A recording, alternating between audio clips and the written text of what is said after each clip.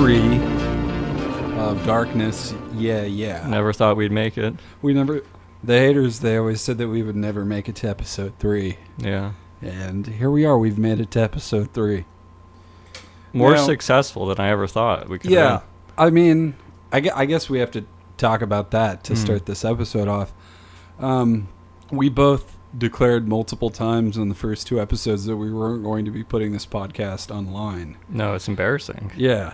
And it appears that it's made its way online. We just both want to make it clear, if you see this podcast on iTunes or SoundCloud or Grindr or LimeWire, yeah, or Vimeo or the Cash App, Dailymotion, if you see this podcast anywhere online, we didn't put it there, and we don't know who did, but I guess we're really not complaining because it turns out we have millions of subscribers to this podcast. Yeah, well, so Logan got hacked, but I mean, it's not completely surprising.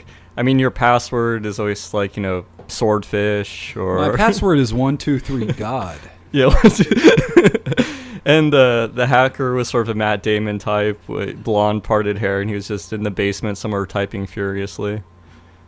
Now we don't know who this hacker is. We're still trying to figure out who's behind this, but they're sending us checks, and they're pretty sizable checks because we have so many.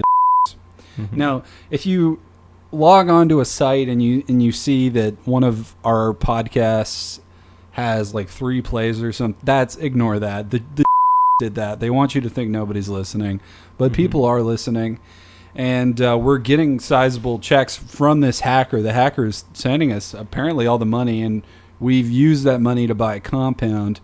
Now, where that compound is, we can't tell you, but it is underwater. Yeah, and don't worry, we're somehow still getting the fan mail. I don't know who's delivering it, but a porpoise every day just sort of butts its head against the window until we open it up, and it's sort of a Pony Express kind of situation. Yeah, so thank you for all the fan mail. I mean, that's how we know we have fans, because the 3 views is kind of, I was a little suspect because when I logged onto the SoundCloud and I saw that episode 2 had 3 plays, first of all, I screamed the N-word maybe 70 times. Yeah, you were calling me from the other room is what you mean.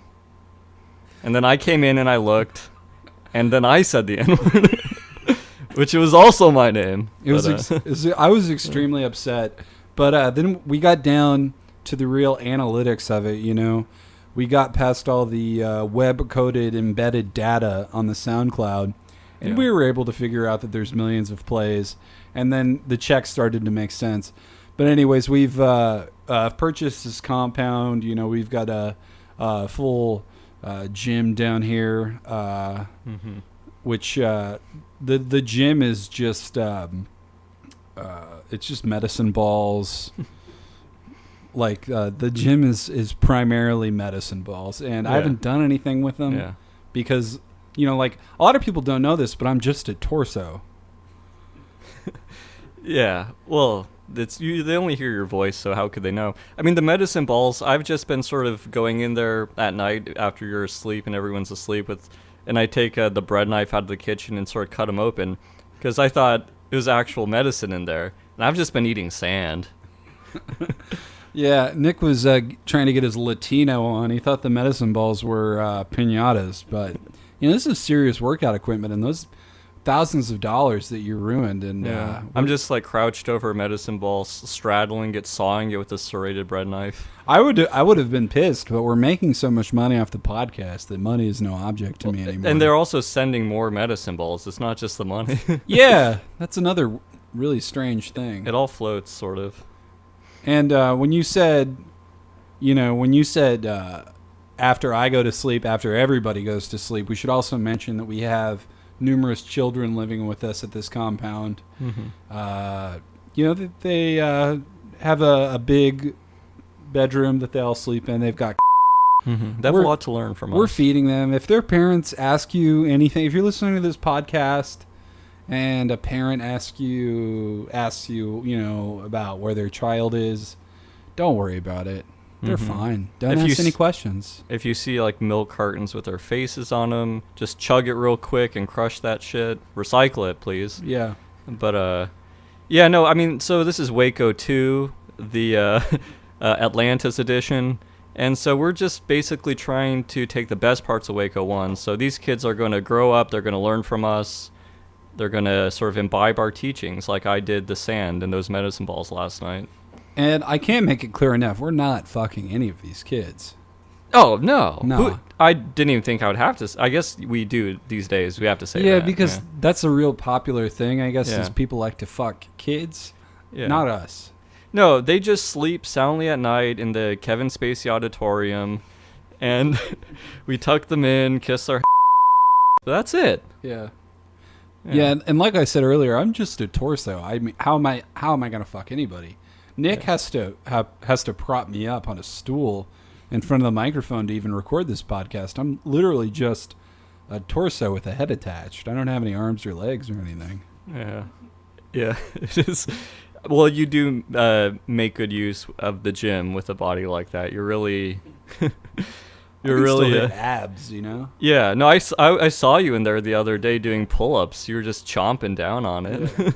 Your neck looks good, dude. Thanks, man. I've been doing a lot of neck training. There's a like a fitness YouTuber named Alpha Destiny, and but he was doing a Q&A one time, and he was like, someone asked him, Alpha Destiny, how do I make penis gains?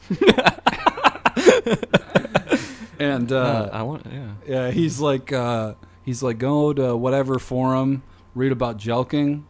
It really works. There's before and after pictures. I've seen the proof. yeah. And then like he deleted the Q&A video right after.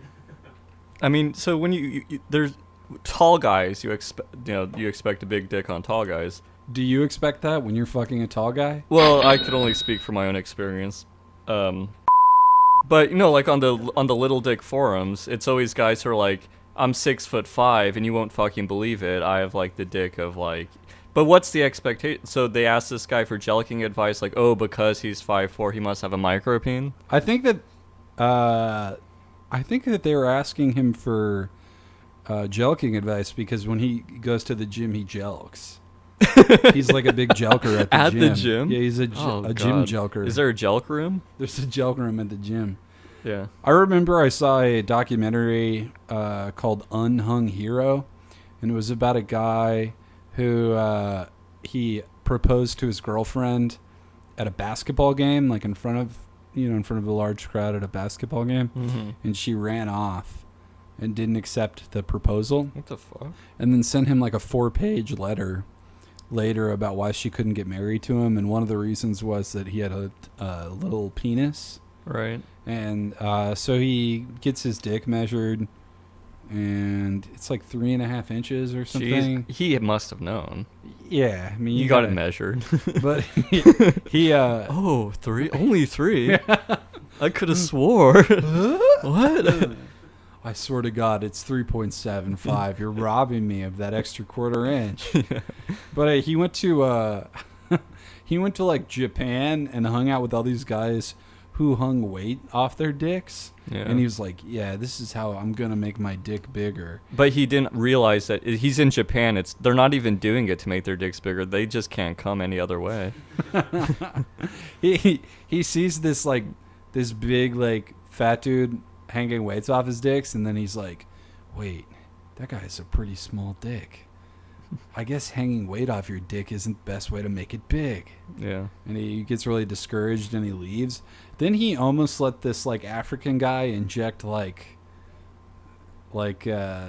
some sort of like liquid substance into his dick. To make it Virgin better. semen. Yeah. Yeah. He was just in a motel room somewhere in Africa about to let some like He was in the Hotel Rwanda. yeah, about to get some strange substance injected into his penis. That's dark, dude. Yeah. The dark continent. And then at the end he decided to just be okay with his tiny inadequate penis. Dude, fuck that. That's like a Disney movie Yeah. ending where he's like, I was actually okay the whole time, and she's the bitch. No, actually, I have no sympathy for people who propose on the Jumbotron, because it's like, fuck off. Like, you know, they Yeah. cannot want to marry you for any number of reasons, and that's not romantic. That's, you know. I feel like it's kind of you're a bad guy if you do that. You know, you're putting a lot of pressure on the woman to say no. What I like to do, I'm old school. I mean, you know that about me, right? Yeah. I'm old school. You're so really old. When I proposed to my third wife, what I did was I took her to the back alley of our favorite restaurant, which we both know is Long John Silver's, and I pulled out my gun.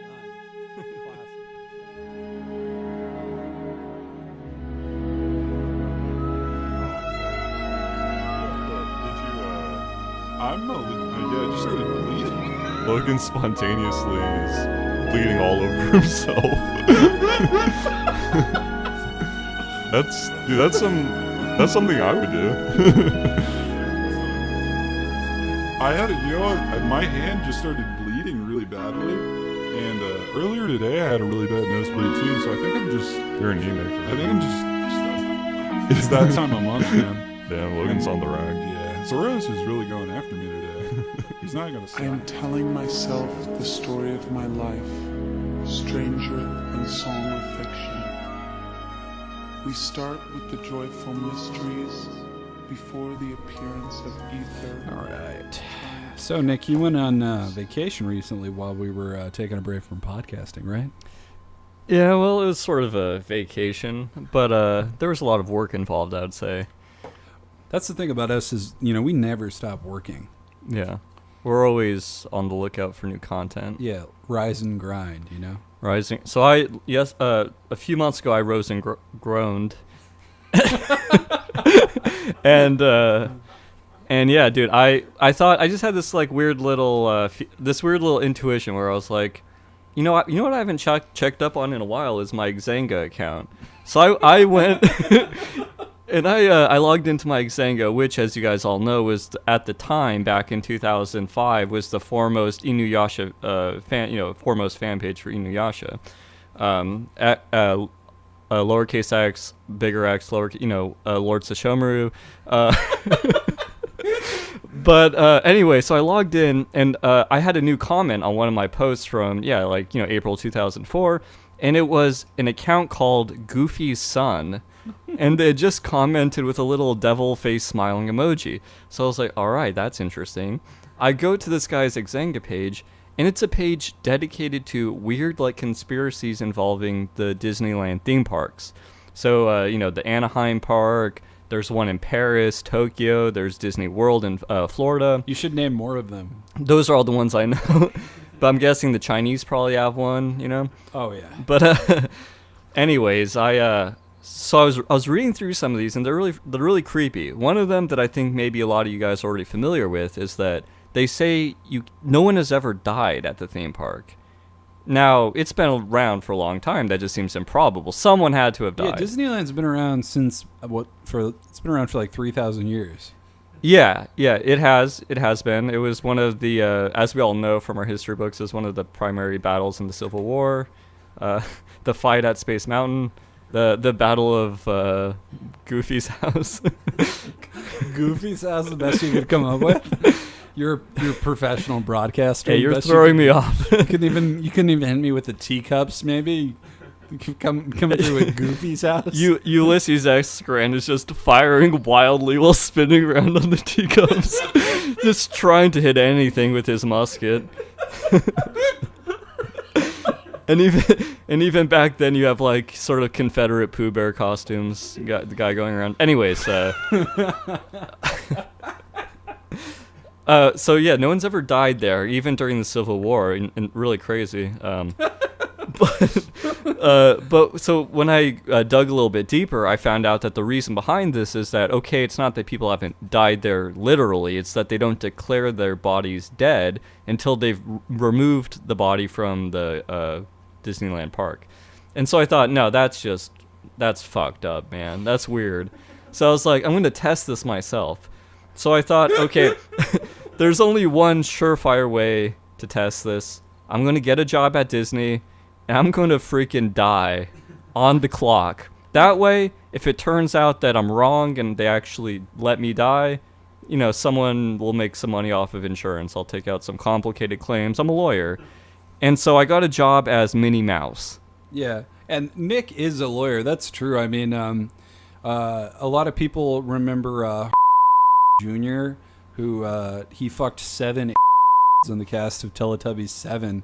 Nick was actually the lawyer who got him. So when he claims that he's a lawyer and he says things about the law, you have to take that seriously because he is really a professional. Yeah, well, I was just a huge fan of the 7th installment of Teletubbies. I watch that shit every morning. But yeah. Minnie so Mouse? I'm in the Minnie Mouse costume. The head weighs like 70 pounds. And you had your gun in your blouse, as you do. I'm strapped up with a Desert Eagle on each hip. As you do. As you do. But the thing about those costumes is they're so fucking hot in there. But they tell you during orientation, it's going to be tempting to go in nude because you're so hot. You can't do it because you're around kids. Yeah. And like all that's between you and the kids is like this, big, this furry costume. Yeah, and the thing about Nick is he has been known to pop a boner. Yeah. Well, not around kids. There's a lot of, around older kids. girls. A lot of older girls go there on vacation. They think it's Yeah. cute to go back to Disneyland. Listen, and by older girls we mean like these girls may technically be, but I mean they're stacked as fuck. No, they're natural citizens. It's got big natural in there. They're primed and ready to go and all that stuff. It's just the only thing holding it back is the letter of the law.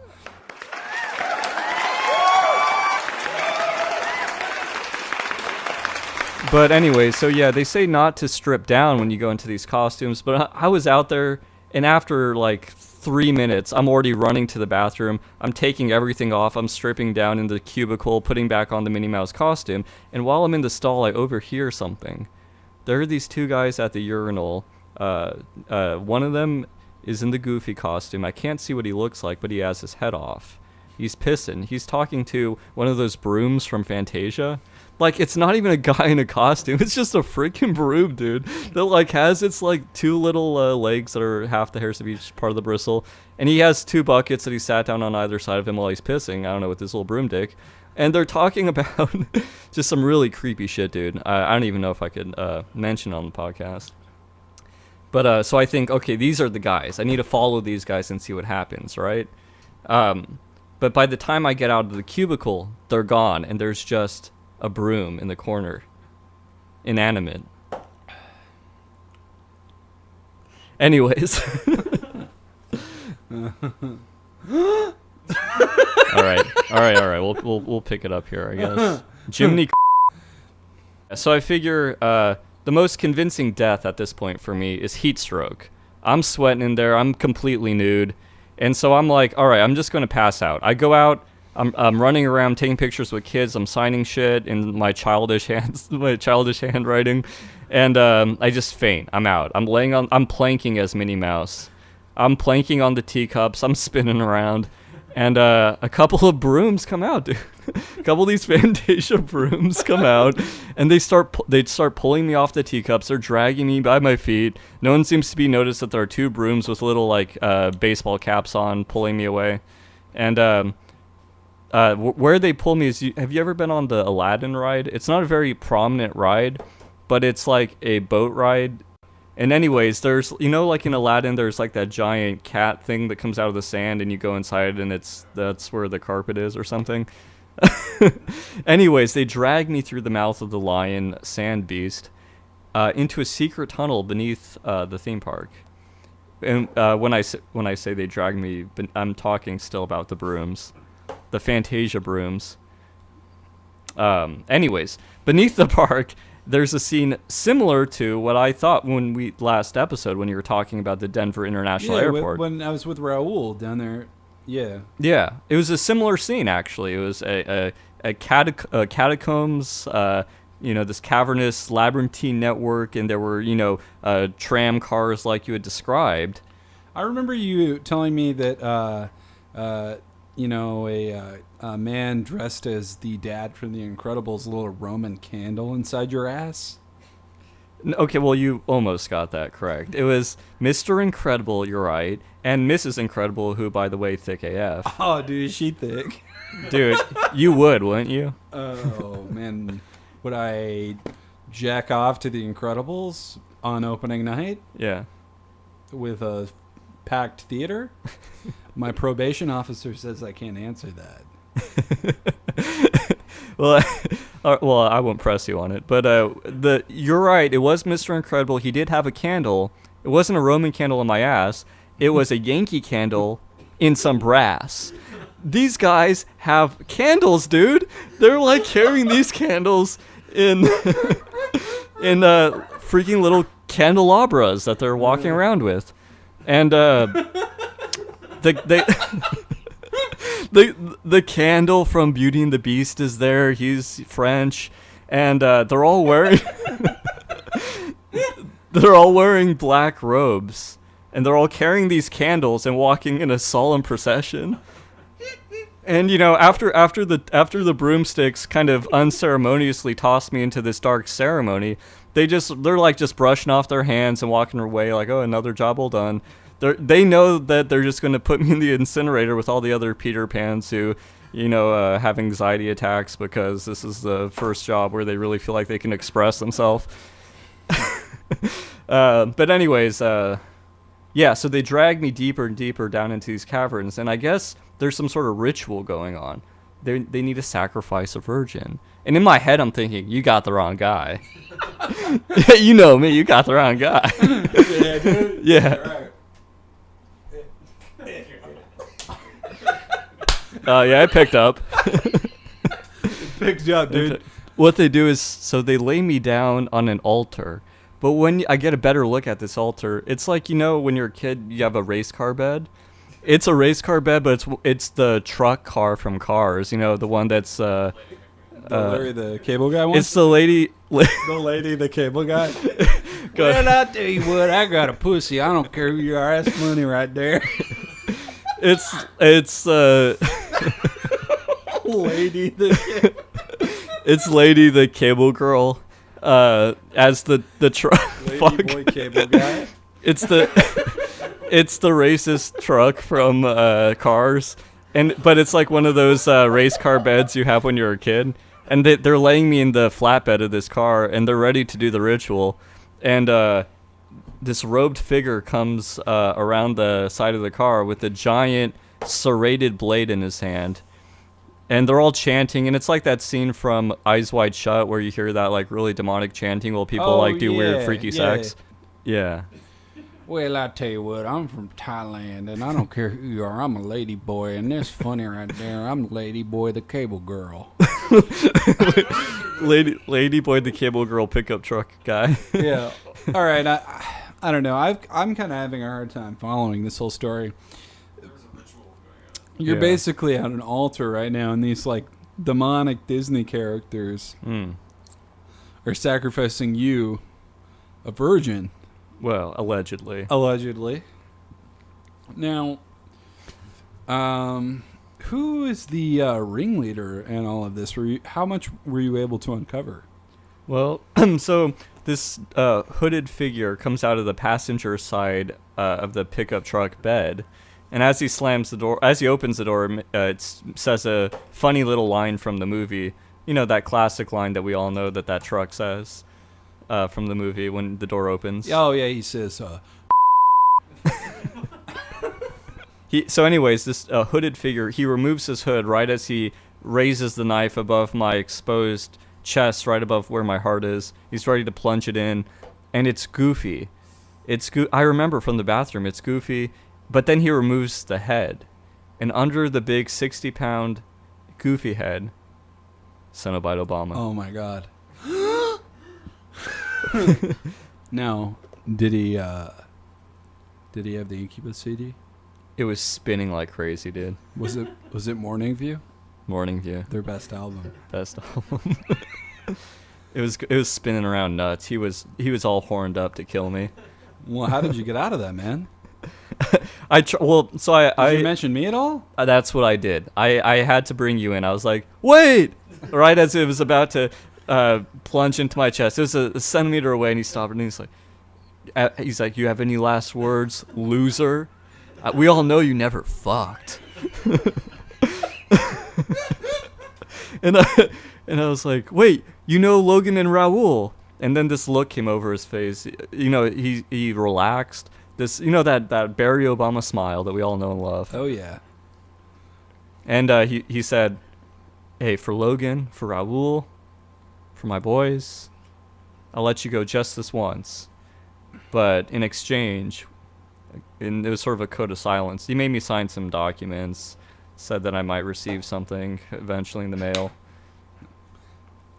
But anyways, I thought, you've met Cenobite Obama in caverns. I've met him in caverns. Mm-hmm. He seems to be a real subterranean kind of dude. Yeah. And And here we are underwater. yeah.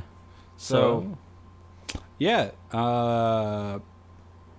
Maybe we could get him on the pod. That'd be a big get for us. Who else? I do have his number. 666. Who else could get Obama? Like Marin? Yeah, we could take a quick break, and I could try to call Obama and get him down here underwater. It's worth a shot. He's a busy guy, but I think we could do it. So, anyways, friends, hang tight, and we will be right back, hopefully with a big guest.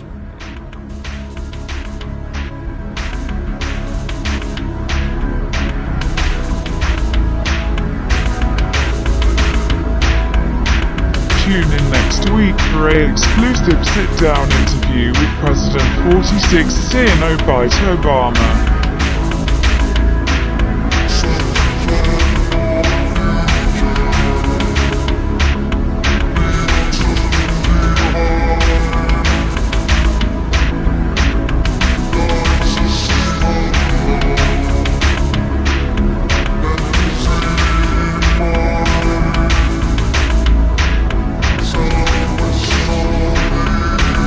Jeff Fox 30 is supposed to listen to